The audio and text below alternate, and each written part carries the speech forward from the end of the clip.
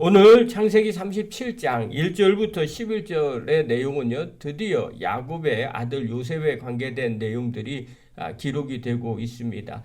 성경에 보면요, 야곱의 첫째 아들이 요셉이 아닙니다. 그런데 요셉이 주인공으로 되어 있어요. 이것은 아브라함의 하나님, 이삭의 하나님, 야곱의 하나님, 그리고 그 하나님께서 이제 요셉의 하나님으로 말씀하고 계신다는 겁니다. 이것은 순서의 차이가 없습니다.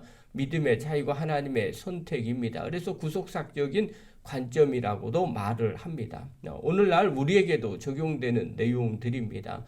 우리는 우리의 생각과 또 우리의 합리적 또 전통에 의해서 하나님이 은혜를 베푸신다고 생각을 하지만 실상은 그렇지 않습니다. 하나님은 당신이 택한 사람들을 통해서 하나님 나라를 이루어 가신다는 겁니다.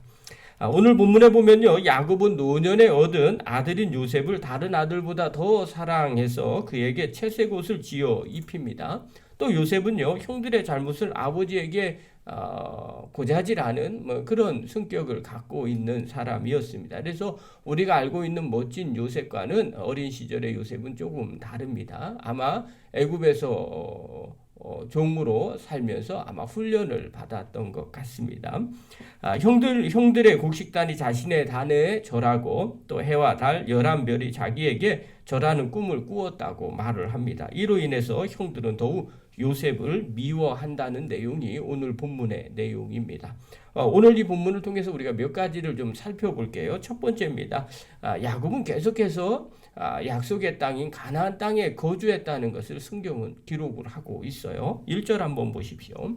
읽겠습니다. 시작. 야곱이 가나안 땅 곧 그의 아버지가 거류하던 땅에 거주하였으니. 자, 성경에 보면요, 성경을 읽을 때 또 성경을 해석할 때 보면 성경에 배경이 되는 사건들이 있기도 합니다. 또 어떤 사람들의 인물을 묘사하기도 하고요. 또 이렇게 설명 같은 것들을 붙여주기도 합니다. 성경이 왜 이렇게 그 부분들을 자세하게 기록을 할까라고 물어보면 그만큼 보라는 거죠. 그걸 통해서 무엇인가를 깨달으라는 의미입니다. 그래서 이 야곱이 가나안 땅, 곧 그의 아버지가 거류하던 땅에 거주하였으니 이렇게 기록을 하고 있어요. 어떤 의미냐? 아브라함의 하나님, 이삭의 하나님, 야곱의 하나님이 된다는 거죠. 이 가나안 땅의 축복은 아브라함에게 하나님이 주셨지만 그 약속을 이을 사람이 이삭이었고요. 또 이 땅을 지금 차지하고 또 이 땅에서 거류하고 살고 있는 야곱에게 하나님의 은혜가 임하게 한다는 겁니다. 그의 형제 에서는 어디로 갑니까? 요단 동편 세일산으로 가게 되죠. 그러나 야곱은 계속해서 아버지가 거주했던 이 가나안 땅에 거주했다고 기록을 하고 있어요. 성경은요, 이렇게 가나안 땅을 계속 강조를 하고 있어요. 이곳은 하나님이 약속하신 땅이기 때문에 그렇습니다. 그렇다면 오늘 우리도 마찬가지죠. 하나님의 약속하신 것을 계속 붙잡는 성도가 돼야 된다는 것을 말해주고 있어요. 하나님의 약속은 바로 이루어지기도 하지만요, 또 시간이 한참 흘러야만 이루어지기도 합니다. 그래서 때로는 인내가 필요하고요, 때로는 그때까지 기다리고 또 그 자리에 머무를 줄 아는 성도가 돼야 됩니다. 그런 사람들이 그 약속을 이룰 수가 있어요. 야곱은 계속해서 그 가나안 땅에 머물게 됩니다. 두 번째로 살펴볼 것은요, 편애로 가정이 샬롬이 깨진다는 사실입니다. 샬롬은 평안이라는 뜻입니다. 이 평안이 편애로 깨지는 모습을 볼 수가 있어요. 야곱은요, 노년에 얻은 아들 요셉에게 채색 옷을 지어 입힙니다. 다른 아들들은요, 채색 옷을 지어 입히지 않는데 이 요셉에게만 채색 옷을 지어 입혔어요. 채색 옷은요, 당시의 상황에 보면 추장이나 아니면 지도자들이 입는 옷입니다. 이 말은요, 야곱은요, 자신이 가장 사랑했던 라헬에게서 낳은 첫 번째 아들이 요셉입니다. 그래서 그 요셉을 실질적인 장자로 보았다고 해석할 수가 있는 거죠. 또 뿐만 아니라 다른 아들들에게도 그렇게 비춰진 겁니다. 이 일로 인해서 요셉보다 먼저 난 아들들에게 시기를 당하게 되는 거죠. 특별히 4절 한번 보십시오. 3절 4절 우리 한번 읽겠습니다. 시작.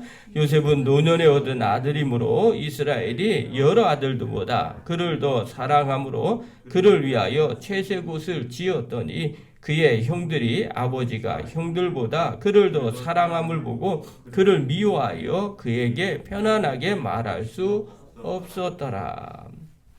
이렇게 되는 거죠. 아버지가 편애하니까 다른 형제들이 시기하게 되고 미워하게 되는 거죠. 여러분, 미워하는 가정에 평화가 임할 수 있겠습니까? 형제들끼리도 서로 편하게 말할 수 없는 지경까지 이르게 되어 있어요.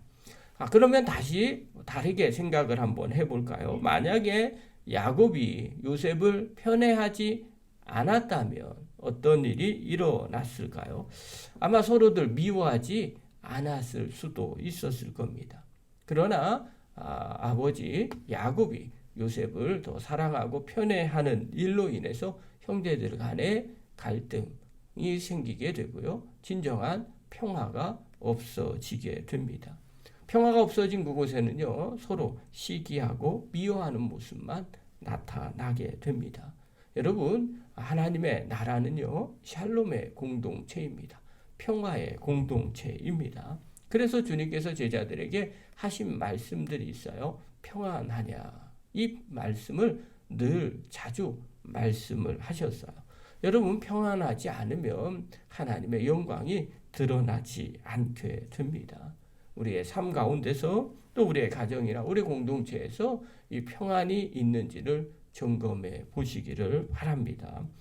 우리가 신앙생활하면서 이 평안을 깨는 일은 사실 하나님의 영광이 드러나지 않는 일들입니다. 날마다 바라보시고 점검하시고 주님 안에서 이 평화가 넘쳐나는 가정 또 그런 공동체 만드는 저와 여러분 되기를 간절히 바랍니다.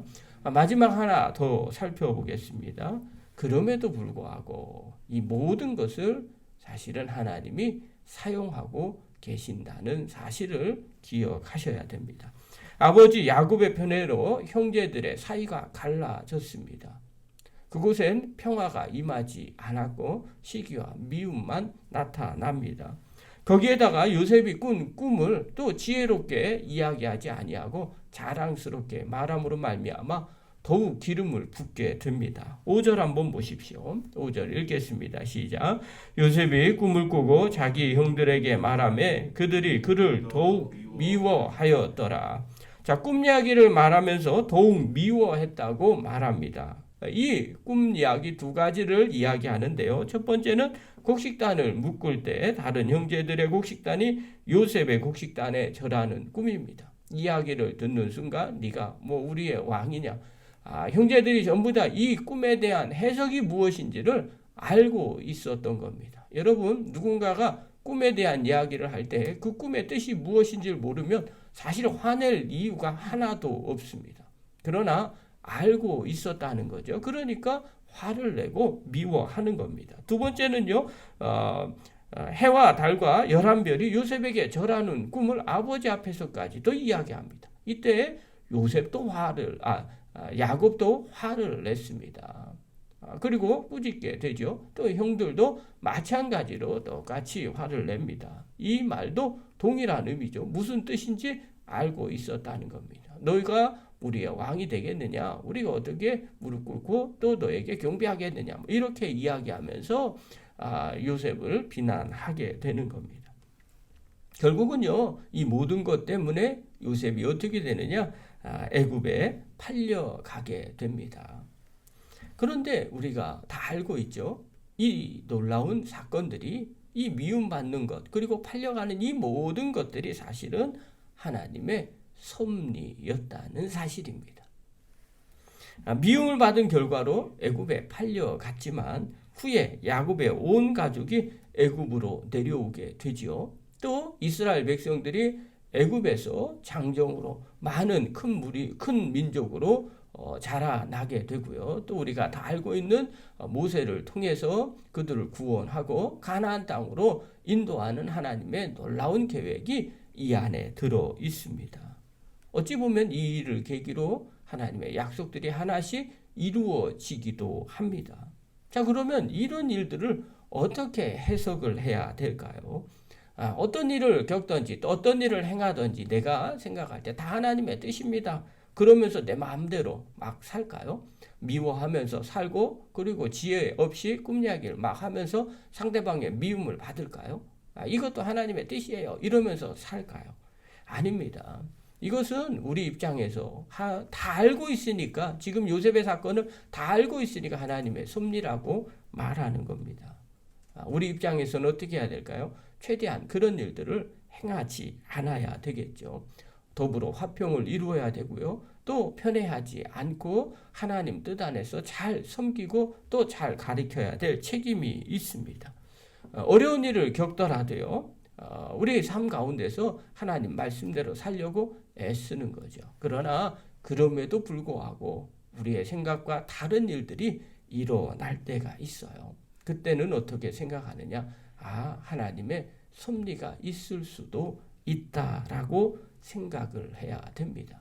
하나님은요, 우리의 모든 것을 통해서 가장 선하게 인도하시는 분이시라는 것을 우리가 믿는 거죠. 사랑하는 성도 여러분, 야곱이 편애하는 잘못을 했습니다. 안 했으면 좋았을 뻔합니다. 또 안 했으면 더 좋은 하나님의 계획이 있을 수도 있습니다. 또 꿈을 자랑스럽게 말해서 시기를 받는 요셉을 알 수가 있어요. 사실 요셉이 말하지 않아도요, 하나님의 꿈은 이루어집니다. 좀 더 지혜로웠으면 얼마나 좋았을까 하는 생각도 하게 됩니다. 그러나 그럼에도 불구하고 하나님의 선한 계획이 그들의 삶 가운데 또 민족 가운데 있다는 사실을 우리가 또한 기억해야 됩니다. 그러므로 힘들고 어려운 상황 속에서도 낙심하고 좌절하지 않을 이유가 바로 여기에 있습니다. 하나님의 섭리가 또 다른 섭리가 있다는 사실을 우리가 바라보시고 최선을 다했는데도 되지 않았을 때 그 하나님의 은혜를 구하는 저와 여러분 되기를 간절히 바랍니다. 사랑하는 성도 여러분, 또 영상을 보는 귀한 성도 여러분, 우리 안에 약속은 힘들어도 반드시 지켜야 됩니다.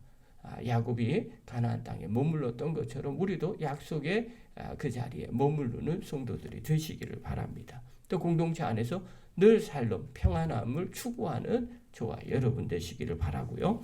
힘들어도 또 선한 하나님의 계획을 바라보시면서 묵묵하게 믿음으로 한 걸음 한 걸음 나아가서 하나님의 축복을 누리는 축복의 종이 되기를 간절히 축원합니다.